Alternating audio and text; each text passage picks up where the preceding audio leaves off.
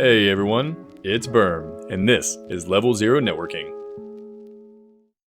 In previous videos, we've used MPLS for connectivity with VyOS. In this video, we're going to go over some MPLS basics. We will still be using VyOS for our router. MPLS has now been around for over 3 decades, and has seen a lot of development over that period. At a basic level, MPLS is the forwarding of packets using labels instead of IPs. This provides efficiencies in the forwarding of the packet, as these lookup processes were optimized over the lookup of an IP header. The major benefit of MPLS was that dedicated P routers could be deployed that didn't need to know about any of the IPv4 customer prefixes, only a small number of labels. Modern MPLS really revolves around the extensibility of overlay services, as it provides a transparent underlay for traffic to traverse. Holding large routing tables with modern hardware is somewhat trivial, but 3 decades ago, routers that could hold large routing tables were the biggest and baddest routers on the market, and these came with a heavy price point. Even still, we can lower the utilization of our routers by using MPLS and keep our costs down. Just like with the normal IP network, when a packet is about to be put on the MPLS network, a route lookup is performed. This time, a lookup is performed against a table holding labels, typically referred to as the Label Forwarding Information Base, or LFIB. The lookup is performed against the next hop for the destination in the routing table, not necessarily the destination in the packet. MPLS will follow a push, swap, pop process when traversing labeled switch paths, or LSPs.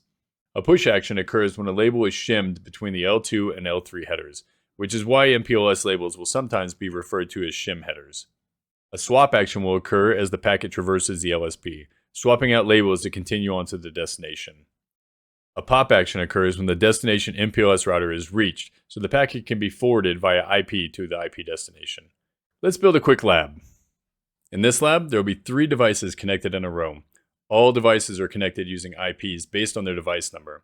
So, interfaces on P1 will end in .1, interfaces on P2 will end in .2, and interfaces on P3 will end in .3. First, we'll go ahead and configure P1. Now to configure OSPF. As with P1, we'll configure the interfaces on P2. We'll have an extra interface on here connecting to P3. And now to OSPF. Finally, we'll configure P3. Now we need a way to attach labels to prefixes. The most common methods are static bindings, label distribution protocol, or LDP, and BGP labeled unicast. In this lab, we're going to use LDP. LDP is typically used alongside an IGP like OSPF, which is why we just configured OSPF on P1, 2, and 3. Back on P1, we'll go ahead and configure MPLS. Now let's head over to P2. Again, the configuration on P2 is going to be slightly different as we need another interface. Finally, we'll configure MPLS on P3. Let's go ahead and commit and save. LDP will negotiate on the multicast address of 224.0.0.2. Let's verify we have neighbors built now. We're going to run the show MPLS LDP neighbor command on P1. As you can see, we have an MPLS LDP neighbor. If you just want to see the MPLS table, you can also do show run MPLS table. This will show us both the sending and receiving labels, but not what prefixes are attached. We can get more information by looking at the LDP bindings. Now we can see that the label 17 was attached to 10.0.0.3/32, which is the loopback of P3. The local label is the label being advertised to our peers in order to reach 10.0.0.3 through us. So, if we receive a packet with the label 17, then we would know that we need to keep forwarding to 10.0.0.3 without doing an IP lookup. The remote label is the label we received from the peer advertising. When we send to 10.0.0.3, we will swap label 17 in our packet so that P2 knows how to continue forwarding. One quick note, you can see that the label is identical. In normal routing, this could be an issue and cause an IP conflict. In traditional MPLS, labels are locally significant. Each device could use label 17 for different IPs, and it wouldn't cause an issue, since it is able to look at the label coming in on a specific interface. Let's go ahead and ping from P1 to P3 and see this in action.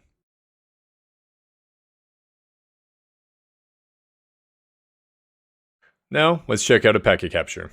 As we can see from this packet capture, the MPLS header has been inserted right between the Ethernet and IP header.